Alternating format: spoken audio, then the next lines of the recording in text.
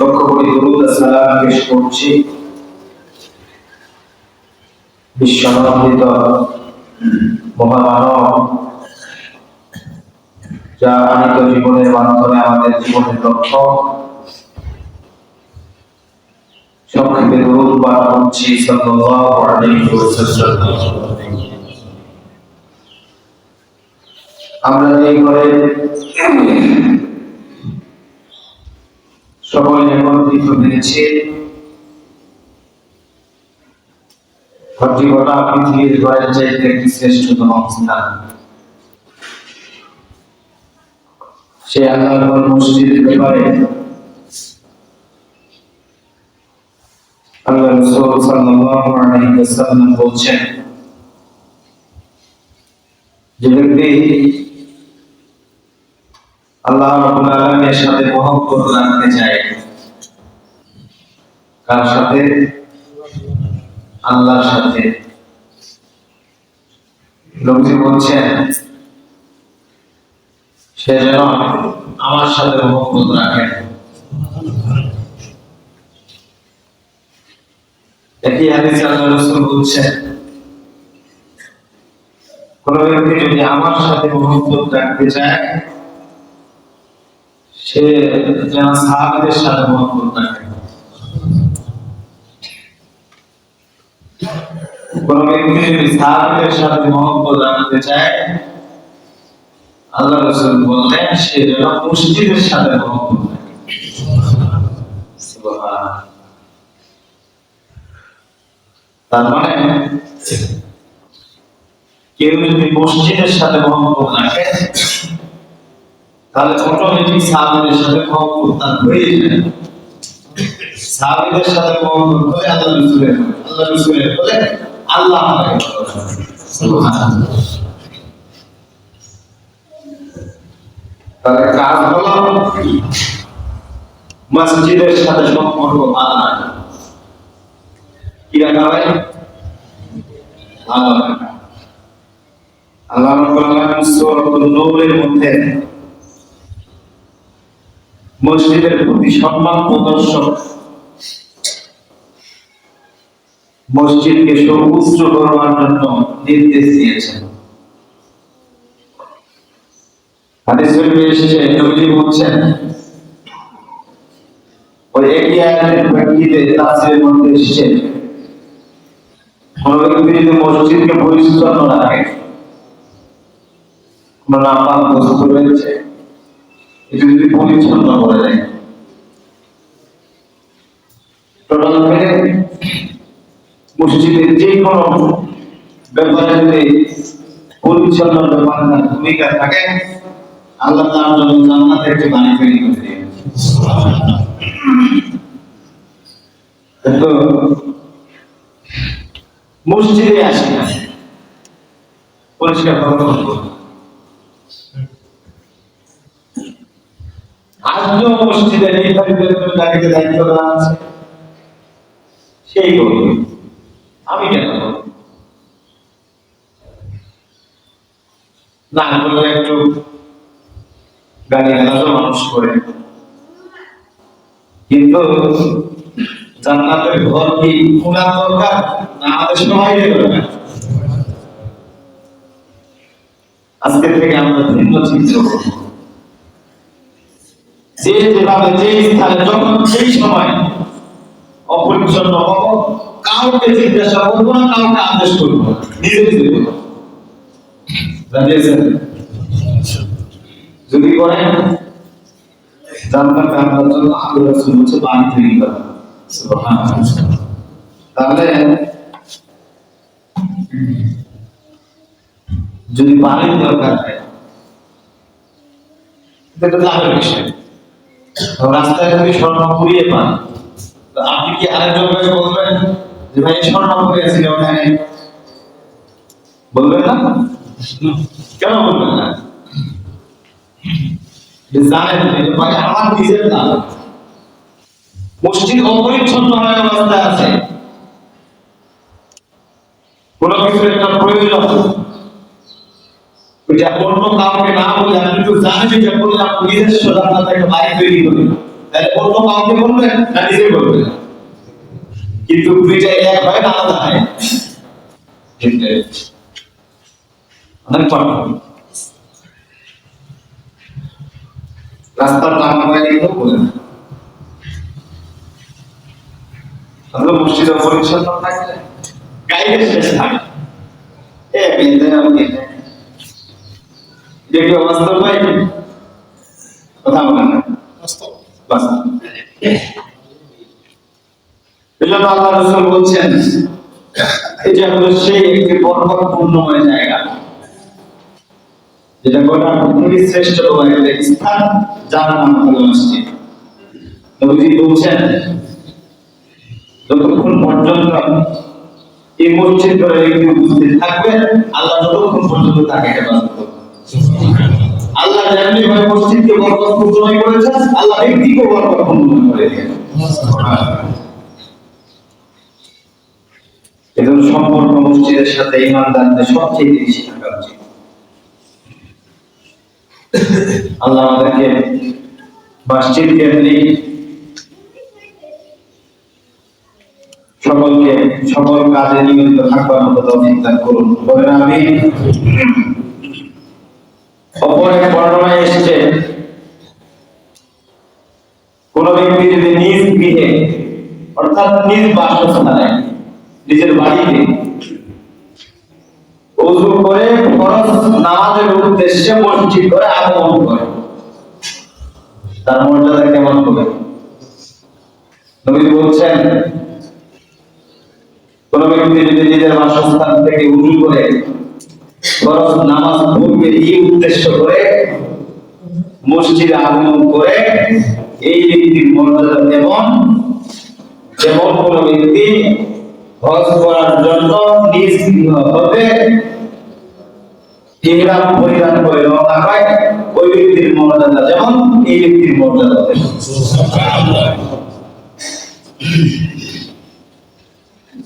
অনেক মর্যাদা সম্পন্ন। দুই নম্বরে রাসূল বলছেন কোন ব্যক্তি যদি ঈশা নামাজের জন্য অনুরূপভাবে ওযু করে মসজিদে রওনা হয় তাহলে উমরাকারীর যে ইসলাম এই ব্যক্তিরও ঠিক ইসলাম। আমরা জানি না, আমরা বুঝিও না। আল্লাহ রাব্বুল আলামিন ইবাদতদেরকে খুব ছোট ছোট কিছু ইবাদত দিয়ে মিজানের পাল্লা ভারী করবার জন্য এমন কিছু আমল এমন কিছু পদ্ধতি দিয়েছেন যেটার জন্য বান্দার জান্নাত সহজ হবে। কিন্তু আফসোস আমরা সেই সময়গুলোকে মূল্যবান হিসেবে নিতে পারি নাই। যত সময় আমাদের জন্য ব্যয় হয় তত সময় বাজারে যে সময়টা ব্যয় হয় এই সময়টাই যদি নামাজের জন্য ব্যয় করতাম আমার মনে হয় প্রত্যেকের জীবন পরিবর্তন হয়ে যেত। রিজিকের জন্য আপনাকে আসার চেষ্টা করতে হতো না। আল্লাহ কোনো না কোনো ভাবে পেরেশান মুক্ত অবস্থায় ব্যবস্থা করে দিতেন, কিন্তু পারি নাই। হাদিসের মধ্যে এসেছে সুবহানাল্লাহি ওয়া বিহামদিহি সুবহানাল্লাহিল আযীম। কোন ব্যক্তি যদি সামান্য দুই তিনটা কথা বলে তাহলে এটার ওজন হয়ে কেমন? আল্লাহ রাসূল বলছেন সুবহানাল্লাহ দাড়ি পাল্লা নাই। কিসের দাড়ি? পাল্লা না। বিহামদিহি এটা হলো পাল্লার অর্ধেক। সুবহানাল্লাহিল আযীম আর এটা হলো পরিপূর্ণ পাল্লা। সুবহানাল্লাহ সামান্য কথা। এজন্য চলতে ফিরতে উঠতে বসতে চাইলে মানুষ করতে পারে, অসম্ভব কিছু কিন্তু চাইলে করতে পারে। যখন মানুষ করতে পারে তখন মানুষের এই হৃদয়ে সেই শক্তি থাকে, এটা আলোকিত হয়। যখন এটা আলোকিত হয় না তখন মানুষ ভালো কাজ করতে পারে, বিবেক খুলে না। যে যত বেশি আল্লাহকে ভয় করবে, যত বেশি আল্লাহর নামে জিকির করবে, তত বেশি বিবেকের দরজা তার আল্লাহ খুলে। যে যত বেশি আল্লাহ থেকে পিছপা হবে, যে যত বেশি আল্লাহ শরণ থেকে বিমুখ হবে, আল্লাহ তার বিবেকের দরজা তত বেশি বন্ধ করে দিবে। তাই বাস্তব। মসজিদের সাথে সম্পর্ক তার যত বেশি, তার বিবেক তত বেশি ইষ্ট, তত বেশি সুলভ সম্পন্ন। যে মসজিদ থেকে যত বেশি নিসবা, তার বিবেকের দরজা তত বেশি বন্ধ। আল্লাহ বলে দেন। এই জন্য আমাদের সম্পর্ক যেন মসজিদ কেন্দ্রিক হয়। আল্লাহ আমাদেরকে তৌফিক দান করুন, বলেন আমিন। হাদিসের শেষে আল্লাহ রাসূল বলছেন, কোন ব্যক্তি যদি অন্ধকার সময় মসজিদে গমন করে, কোথায় যায়? কোথায়? মসজিদে। অন্ধকার কোন সময়? এশারের মুহূর্তে আর ফজরের মুহূর্তে। এই দুইটা সময় থাকে অন্ধকার। বিশেষ করে ফজরের মুহূর্তটা গুরুত্বপূর্ণ, যে মুহূর্তে তাহাজ্জুদের সময় দিয়ে উঠে থাকে। কিন্তু সারা খুব কঠিন, যেমন কঠিন এটা প্রাণপণ তত বেশি সুন্দর। মানে যে কাজটা যত বেশি হার্ড, যত বেশি কষ্ট, সেই কাজটা প্রাণপণ তত বেশি। এই যে কি বলে আপনার রড ফ্যাক্টরিতে কাজ করে একজন, তো ওই সময় আগুন ধরে খেলা করা, তো ওদের বেতন বেশি হয় না? কাজটা তো শক্তিশালী, তো ওই কাজটা খুব রিস্কের, এই জন্য তার বেতন হয় অনেক বেশি। আল্লাহ রাসূল বলছেন যে অন্ধকার অবস্থায় কোনো ব্যক্তি যদি মসজিদে আসে, তাহলে এই অন্ধকার আল্লাহ তাআলা আখিরাতের ময়দানে আল্লাহ থেকে পরিপূর্ণ আলো দান করবেন। সুবহানাল্লাহ। আসিয়ে না আল্লাহ থেকে বলছেন, আল্লাহ তাআলা আখিরাতের ব্যাপারে বলছেন, ইয়াওমা তারাল মুমিনিনা ওয়াল মুমিনাতি ইয়াসআ নূরুহুম বাইনা আইদিহিম ওয়া বিইমানিহিম বুশরাকুমুল ইয়াওম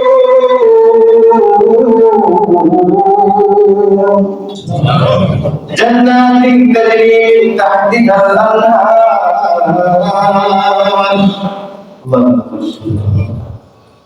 প্রত্যেক মুমিনের সেই সামনে পিছনে তাইলে নয়, নূরের ফোয়ারা চলতে। তাফসীরের মধ্যে এসেছেন যে সেদিন বান্দাকে কি পরিমাণ আলো তাকে দান করা হবে।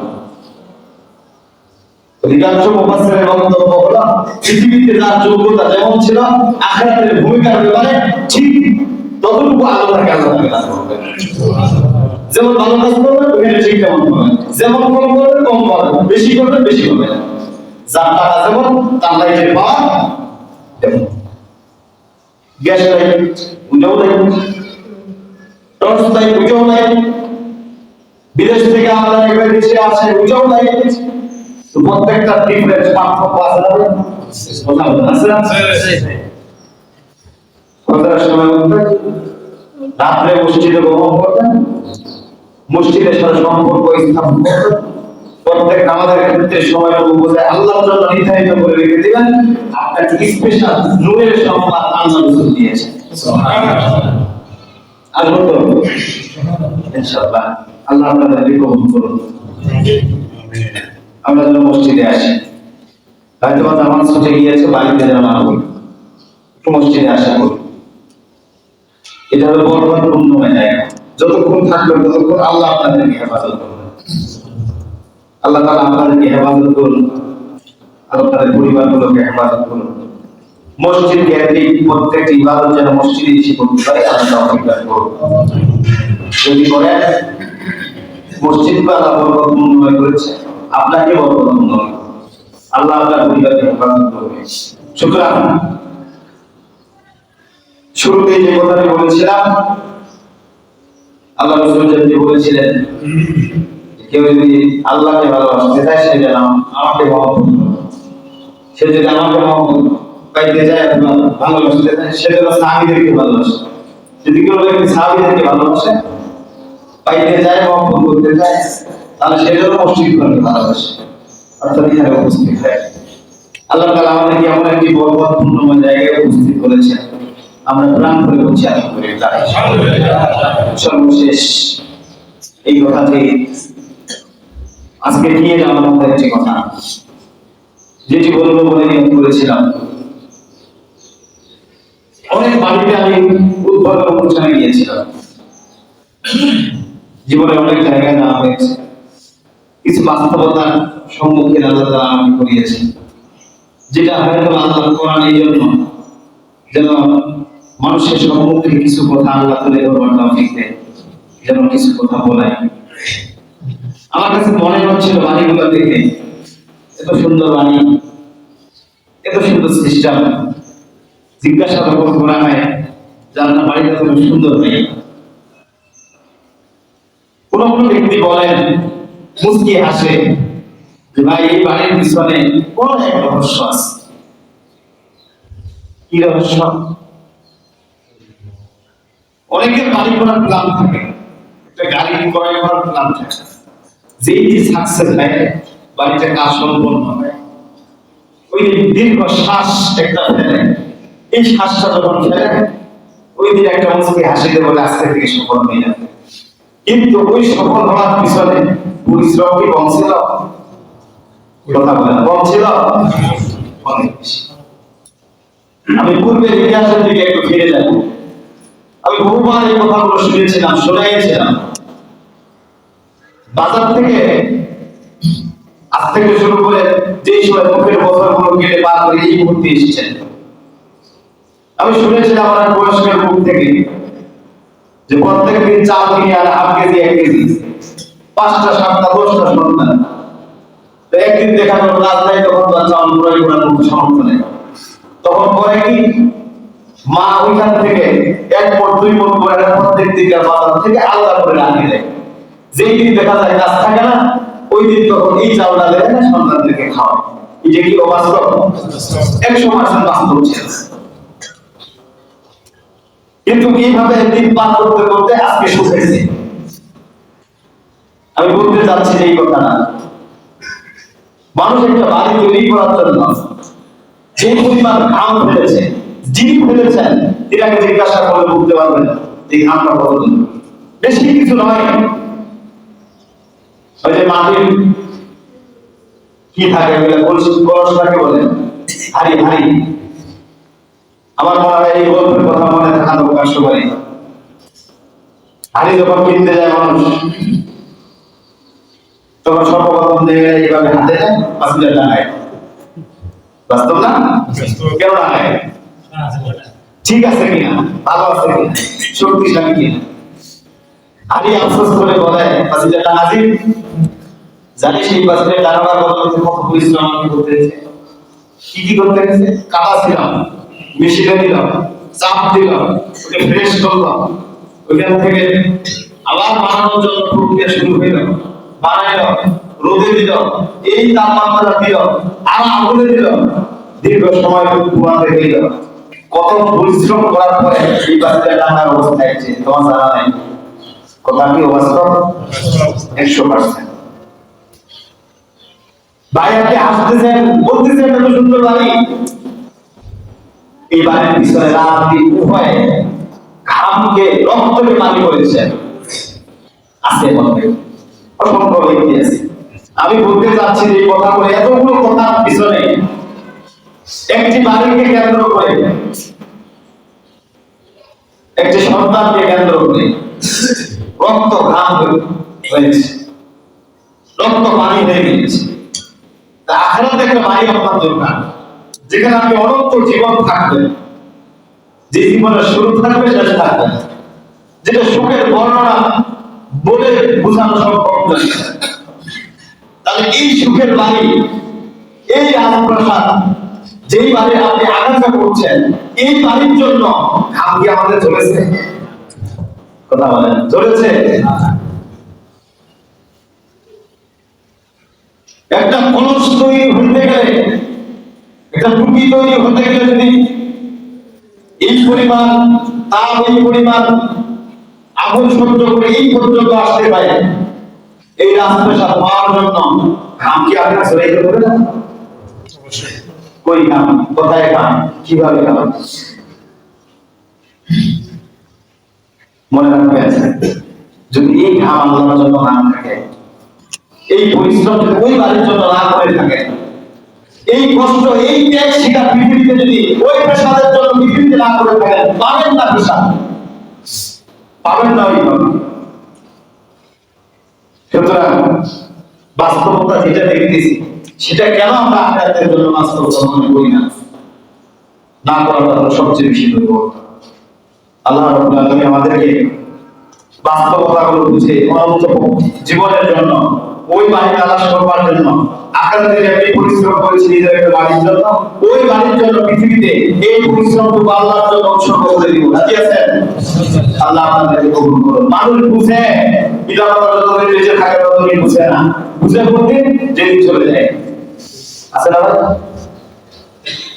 যেই মুহূর্তে খাওয়ার দরকার ছিল এই মুহূর্তে তাকে খাওয়ায় না, যেই মুহূর্তে খাবে না জল বন্ধ হয়ে চলে গিয়েছে, ওই মুহূর্তে বিছানার পাশে থাকা তার কোনো ভাব নেই, খায় না যেখানে আরেকটি আছে না, একদম সন্তান আছে না?